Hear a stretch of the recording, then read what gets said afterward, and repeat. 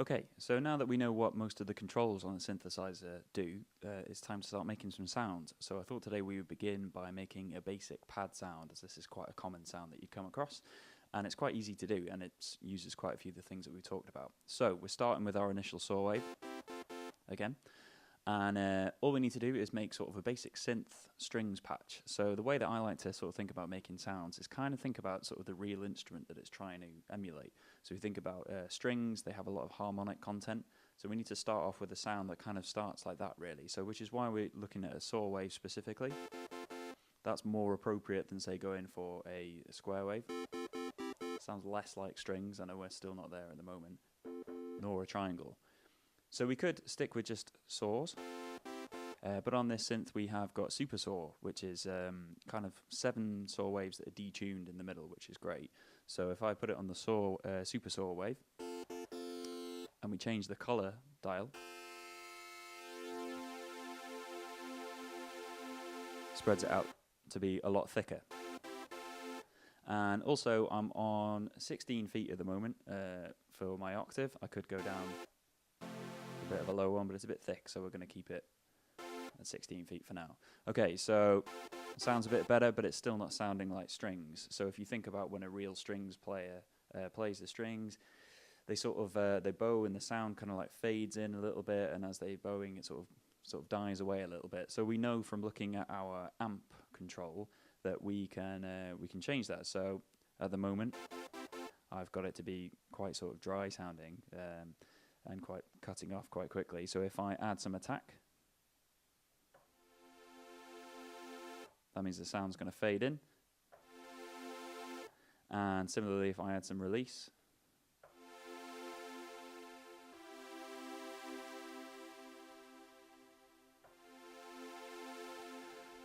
so it's already sounding like that. We're getting there, which is cool. So now, if we drop down our cutoff, because also you're thinking about strings, if you're thinking about sort of a real kind of orchestra string section, they don't sound as bright as this. It's a bit too bright. So what I'm going to do is going to take some of that cutoff down. So it, as you know from before, it means that we're taking off that high end.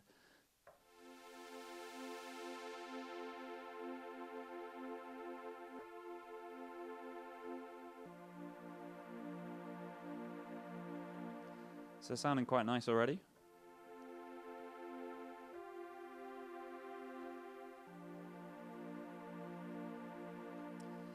But the last thing, and you can't, is to add some effects to it. So we've got reverb, and I'm simply going to turn it all the way up.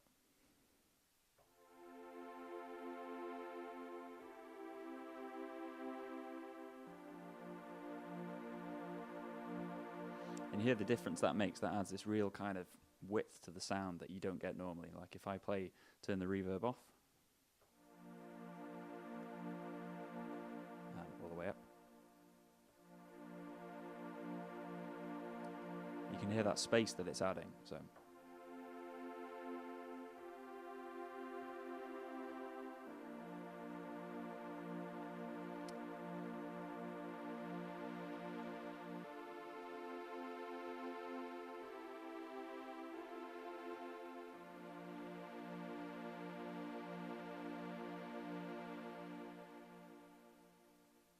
And there we go. That's how you make a very basic strings patch. Obviously, there's more that you can do. I'm going to follow this up now with another video where we just, make it a little bit bigger. We're going to add a couple of extra things to it and maybe change a few things about the sound. But that's how you get started making a strings patch.